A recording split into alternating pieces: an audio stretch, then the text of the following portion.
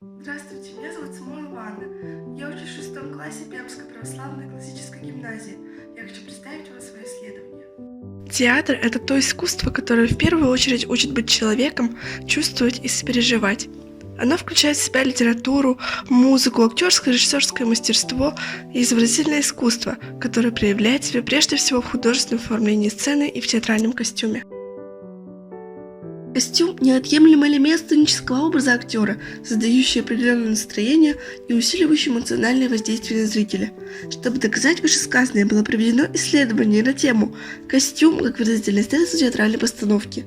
Целью исследования стало изучение роли театрального костюма в создании сценического образа актера на примере театральных постановок спектакля «Синяя птица» по пьесе Марисы Метерлинка. Каждая эпоха оставила свой след в развитии театрального костюма. В России его создали скоморохи, но с начала XIX века режиссеры и художники-постановщики стремились к точному соответствию костюма эпохи и характеру сценического героя. К базовым принципам создания театрального костюма относят цвет, силуэт, историчность и внимание к деталям. Процесс создания костюма от эскиза до сценического воплощения состоит из нескольких этапов. Во-первых, это период накопления и осмысления материала на основе драматургии при участии режиссера и актеров. Далее идет работа над эскизами костюмов. И, наконец, происходит перевод эскизов в объем и материал. Рассмотрим значение театрального костюма в постановках к спектаклю «Синяя птица» по пьесе Марисы Метерлинка. Это самое яркое произведение автора, главная тема которого – смысл человеческой жизни.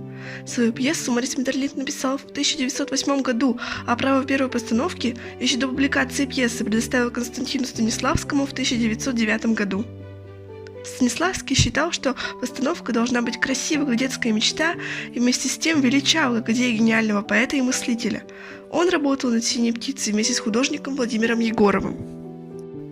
«Синяя птица» в постановке 2015 года Бориса Юхананова, художественного руководителя электротеатра Станиславский, это спектакль-трилогия, в котором в пьесу вплетены история нашей страны и судьбы театра.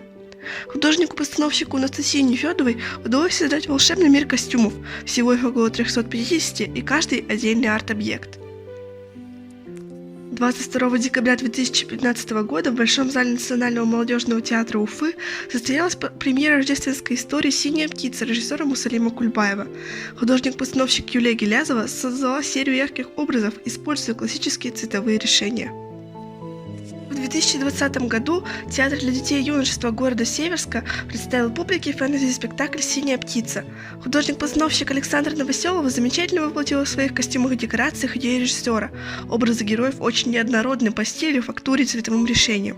В костюмах «Огня и молока» особенно видно нестандартное мышление художницы. Постановка «Синяя птица» режиссера Татьяны Захаровой и художника Анны Репиной Академического театра драмы имени Савина в городе Сыктывкаре призывает зрителей верить в силу человека и мечты.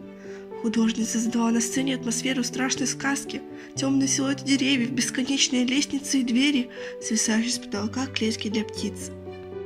Рассмотрим детально некоторые костюмы к спектаклям вышеуказанных театров. Энергию и целеустремленное движение пламени удалось отразить в костюмах всем 4 художникам.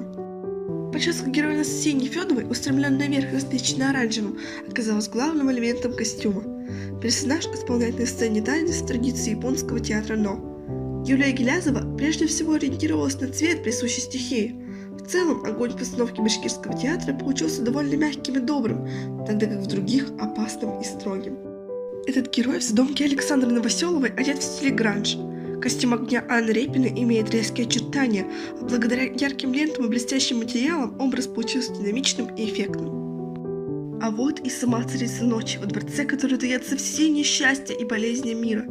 Египетские мотивы костюма электротеатра Станиславский напоминают нам о тайнах пирамид, обрядах погребения и опасных гробницах фараонов. Форма костюма Владимира Егорова позволяет увидеть в героине некий полет над вселенной и способность окутать тьмой весь мир.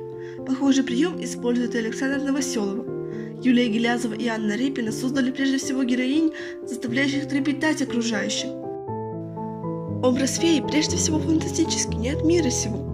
Белена в пьесе не только добра, но и строга, ведь она несет тайное знание и делится им с героями. Тем не менее, появляясь перед детьми впервые, волшебница оказывается одноглазой нищей старушкой.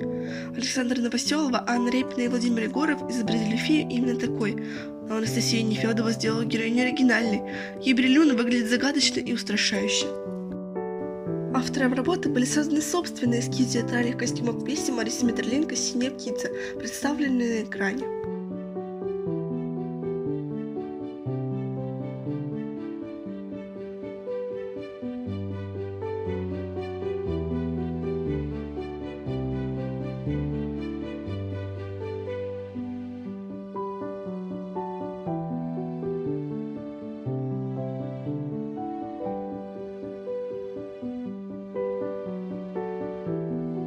Таким образом, в ходе исследований было доказано, что костюм не только украшение исполнителя, а неотъемлемый элемент сценического образа. Костюм способен обогатить выразительность жестов и движений актера. С его помощью можно создать определенное настроение и усилить эмоциональное воздействие на зрителя.